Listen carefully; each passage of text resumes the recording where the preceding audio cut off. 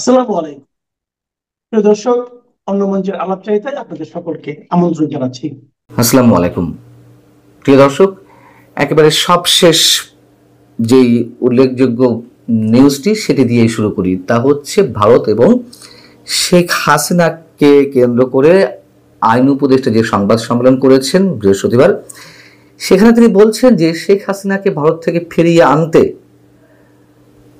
ইতালির রোমে অবস্থিত আন্তর্জাতিক অপরাধ আদালত অর্থাৎ আইসিসিতে বিষয়টি অ্যাপ্রোচ করা যায় কিনা বিবেচনা করা হচ্ছে।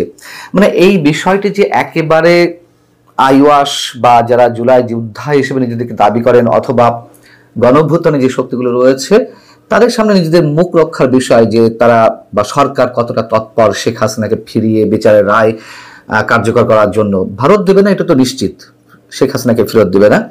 সেই জায়গা থেকে এই কথাগুলো বলা এবং নিজেদের ব্যর্থতা ঢাকার জন্য এই সব কথাবার্তা। তো এই কথাবার্তা কেন অবতারণা করলাম? গত দুদিন ধরে বেশ আলোচনা চলছে ভারতে এই মুহূর্তে অবস্থানরত বাংলাদেশের জাতীয় নিরাপত্তা উপদেষ্টা ডক্টর খলিলুর রহমানের সঙ্গে বৈঠক হয়েছে ভারতের জাতীয় নিরাপত্তা উপদেষ্টা অজিত দোভালের সঙ্গে। ডক্টর খলিলুর রহমান যতটা না গুরুত্বপূর্ণ, নিঃসন্দেহে অজিত দোভালের অবস্থান এই উপমহাদেশে অনেক বেশি গুরুত্বপূর্ণ এবং উপমহাদেশ কেন্দ্রিক যে রাষ্ট্রগুলো রয়েছে। তো যেহেতু ভারতের জাতীয় নিরাপত্তা উপদেষ্টা কথা বলেছেন ডক্টর খলিলুর রহমানের সঙ্গে, বিষয়টি অবশ্যই আমাদের জন্য খুবই গুরুত্বপূর্ণ। কি কথা বলেছেন সে বিষয়ে স্পষ্ট করে কিছু প্রকাশ্যে আসেনি। এখন এটা মনে করার কোনো কারণ নেই যে বাংলাদেশের রাজনীতি এবং আওয়ামী লীগ প্রসঙ্গ বাদ দিয়ে ভূ রাজনৈতিক বা আঞ্চলিক নিরাপত্তা, সন্ত্রাসবাদ ইত্যাদি নিয়ে দুই জাতীয় নিরাপত্তা উপদেষ্টার মধ্যে কথা হয়েছে। এবং ভারতের কোনো কোনো গণমাধ্যম এমন ইঙ্গিত দেওয়ার চেষ্টা করছে যে এই বৈঠকের মধ্য দিয়ে ভারত বাংলাদেশের যে সম্পর্ক তলানিতে গিয়ে পৌঁছেছে বা যে বরফ জমাট বেঁধেছে তা গলতে শুরু করেছে। কি সেই ইঙ্গিত? এবং বলছিলাম যে স্পষ্ট করে কোথাও থেকে জানা যায়নি যে তাদের মধ্যে কি আলোচনা হয়েছে। দিল্লিস্থ বাংলাদেশের হাই কমিশনার তারা একটি বিবৃতি দিয়েছে। সেই বিবৃতিতে খুব স্বাভাবিকভাবে যে কথাবার্তাগুলো বলা হয়েছে সেগুলোই ভারত এবং বাংলাদেশের প্রায় সব গণমাধ্যমে সেই বিবৃতির খবরগুলোই আমাদের সামনে এসেছে, যেখানে বলা হচ্ছে যে বুধবার সকালে বাংলাদেশ ও ভারতের জাতীয় নিরাপত্তা উপদেষ্টারা তাদের প্রতিনিধি দল নিয়ে বৈঠক করেছেন। বৈঠকে সিএসসি অর্থাৎ কলম্বো সিকিউরিটি কনক্লেভ যেই জোট বা ফোরাম, সেই সিএসসির কর্মকাণ্ড নিয়ে আলোচনার পাশাপাশি দুই দেশের দ্বিপক্ষীয় বিভিন্ন গুরুত্বপূর্ণ বিষয় নিয়ে আলোচনা হয়েছে। অজিত দোভালকে ঢাকা সফরে আমন্ত্রণ জানিয়েছেন ডক্টর খলিলুর রহমান। এই যে ফরমাল কথাবার্তা, তো নিঃসন্দেহে বলা যায় যে এখানে যে বিষয়গুলো উল্লেখ করা হয়েছে দ্বিপাক্ষিক স্বার্থ সংশ্লিষ্ট, তার বাইরে অনেক বিষয় আলোচনা হয়েছে। ভারতের অন্যতম গণমাধ্যম দ্য প্রিন্টের মতো ভারতের কোনো কোনো গণমাধ্যম ইঙ্গিত দিয়েছে যে বৈঠকের মধ্য দিয়ে বরফ গলতে শুরু করেছে, যেটি শুরুতেই বলছিলাম। তাহলে ভারত কি এমন প্রস্তাব করলো, অথবা বাংলাদেশের পক্ষ থেকে ডক্টর খলিলুর রহমান কি এমন প্রস্তাব করলো যে ভারত মেনে নিয়েছে, অথবা ভারতের প্রস্তাব বাংলাদেশ মেনে নিয়েছে যে বরফ গলতে শুরু করেছে? আমরা যেটুকু জানতে পেরেছি অথবা ধারণা করা যেতে পারে, তার মধ্যে যে বিষয়গুলো আলোচনা হয়েছে তার মধ্যে রয়েছে বাংলাদেশে আগামী জাতীয় সংসদ নির্বাচনে আওয়ামী লীগকে অংশগ্রহণের সুযোগ তৈরি করে দেওয়া, এবং এটা যে অজিত দোভালের পক্ষ থেকে প্রস্তাবটি ডক্টর খলিলুর রহমানের কাছে উত্থাপন করা হয়েছে সে বিষয়ে একটি ইঙ্গিত আরো স্পষ্টভাবে পাওয়া যায়। শেখ হাসিনার মৃত্যুদণ্ডের রায় ঘোষণার পরপরই দেশটির পররাষ্ট্র মন্ত্রণালয় যে বিবৃতি দিয়েছে, সেই বিবৃতির একটি অংশে কথাগুলো ছিল এরকম: একটি ঘনিষ্ঠ প্রতিবেশী হিসেবে ভারত বাংলাদেশের জনগণের সর্বোত্তম স্বার্থে প্রতিশ্রুতিবদ্ধ, যার মধ্যে শান্তি, গণতন্ত্র, অন্তর্ভুক্তি এবং স্থিতিশীলতা অন্তর্ভুক্ত। এই উদ্দেশ্যে আমরা সবসময় সকল পক্ষের সঙ্গে গঠনমূলকভাবে সম্পৃক্ত থাকব। মানে এখানে অংশগ্রহণমূলক শব্দটা এখানে আনা হয়েছে।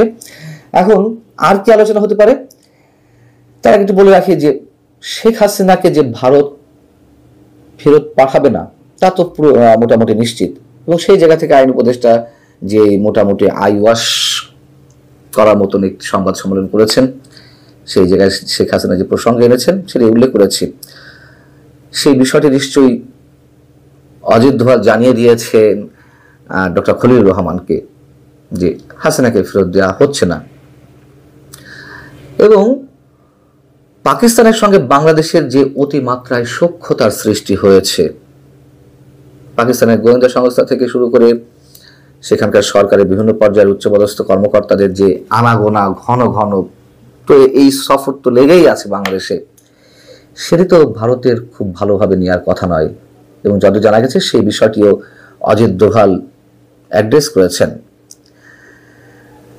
এবং একই সঙ্গে ভারতের প্রতিরক্ষা মন্ত্রী রাজনাথ সিং গত কয়েকদিন আগে তার একটি বক্তব্যে আমাদের প্রধান উপদেষ্টাকে উদ্দেশ্য করে যে ভাষায় কথা বলেছেন, যে শব্দ চয়ন করেছেন, আমরা তাতে আপত্তি জানাতে পারি, তবে বলেছেন তো যে ভারত সম্পর্কে কোনো মন্তব্য করতে হলে বুঝে শুনে যে কোনো মন্তব্য করা উচিত।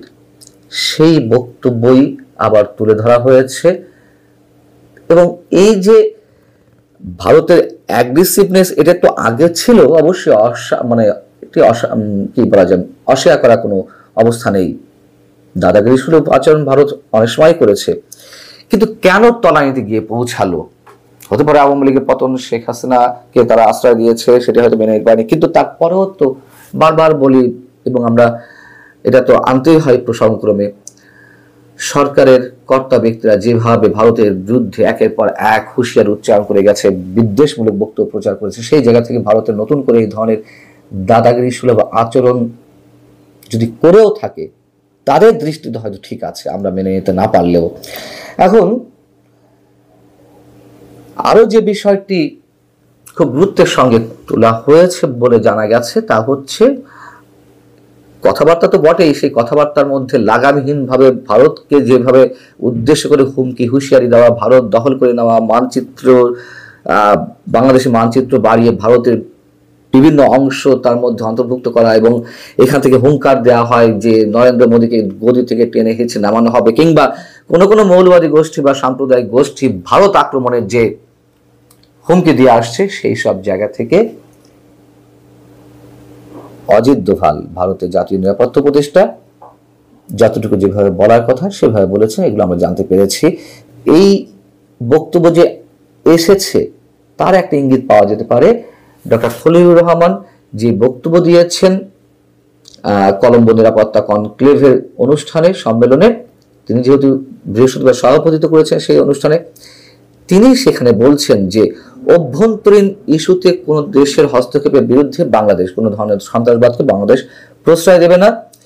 এবং তিনি বলছেন অতীতে বিশ্বব্যাপী সন্ত্রাসবাদ ও উগ্রবাদের কিছু চ্যালেঞ্জ বাংলাদেশও মোকাবেলা করেছে, আমরা যে কোনো পরিস্থিতিতে সকল প্রকার সন্ত্রাসবাদের প্রতি জিরো টলারেন্স নীতি অনুসরণ করি।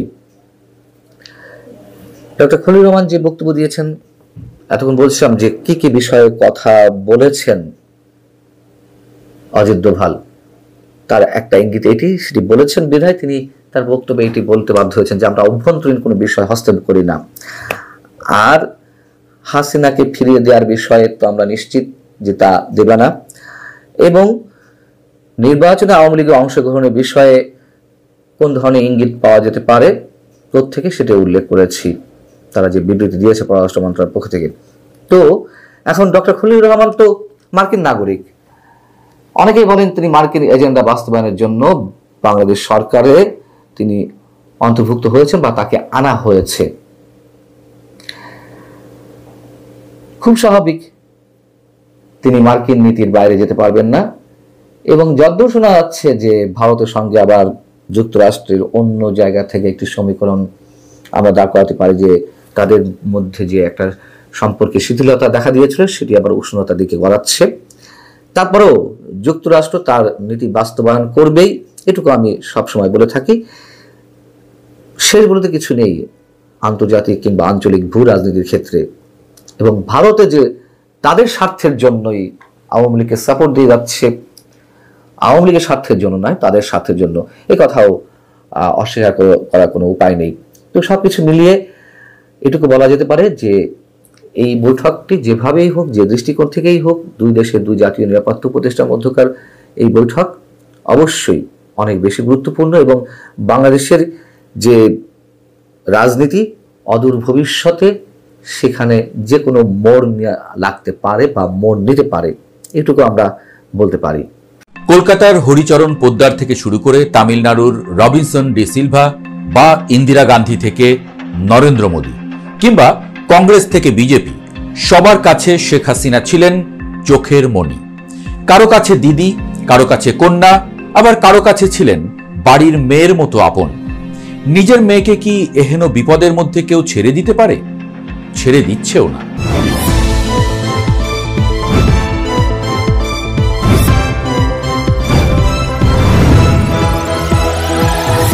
শেখ হাসিনার বড় বিপদে বারবার পাশে থেকেছে ভারত, দিয়েছে আশ্রয়, ভাত কাপড়, সব দিয়েছে, একবার নয় একাধিকবার। শেখ হাসিনা বহুদিন দিল্লির সবচেয়ে নির্ভরযোগ্য বন্ধু ছিলেন। এটা ভারতের প্রত্যেক কূটনীতিক, গোয়েন্দা কর্মকর্তা এবং নীতি নির্ধারক খুব ভালোভাবেই জানেন। তার সঙ্গে সম্পর্ক ছিল প্রায় পারিবারিক। ৮০ দশকের নয়াদিল্লির বাসা থেকে ২০২৪-এর অজিত দোভালের অভ্যর্থনা, এই স্মৃতির ভান্ডার শুধু রাজনৈতিক নয়, এটি আবেগ, আনুগত্য আর আস্থারও ইতিহাস। এমন একজন নেত্রীকে দিল্লি কি চাইলেই এক্সট্রাডিশন ফাইল হাতে ধরিয়ে দিতে পারে?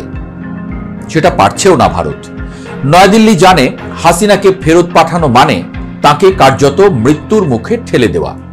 সাবেক হাইকমিশনার পিনাক রঞ্জন চক্রবর্তী যে প্রশ্নটা তুলেছেন, ভারত কিভাবে এমন সিদ্ধান্ত নেবে, সেটা আসলে দিল্লির অভ্যন্তরের বাস্তব অবস্থায় প্রকাশ করে। ভারত সবসময় নিজের অবস্থানকে মানবিক, গণতান্ত্রিক ও আঞ্চলিক স্থিতিশীলতার পক্ষে হিসেবে তুলে ধরে। এমন একটি রাষ্ট্র হঠাৎ করে একজন সাবেক প্রধানমন্ত্রীর মৃত্যুদণ্ড নিশ্চিত করতে তাকে সোপর্দ করবে, এটা ভারতের স্বেচ্ছাচারী ভাবমূর্তি তৈরি করতে পারে। দিল্লি সেই ঝুঁকি নেবে না। এখানে আরেকটি জটিলতা আছে। বাংলাদেশের বর্তমান ক্ষমতা কাঠামো ভারতকে সন্দেহের চোখে দেখে। নয়াদিল্লি তাদের চোখে পুরনো মিত্রের রক্ষক, অযাচিত প্রভাবশালী শক্তি কিংবা অপরপক্ষের গোপন সমর্থক হিসেবে বিবেচিত।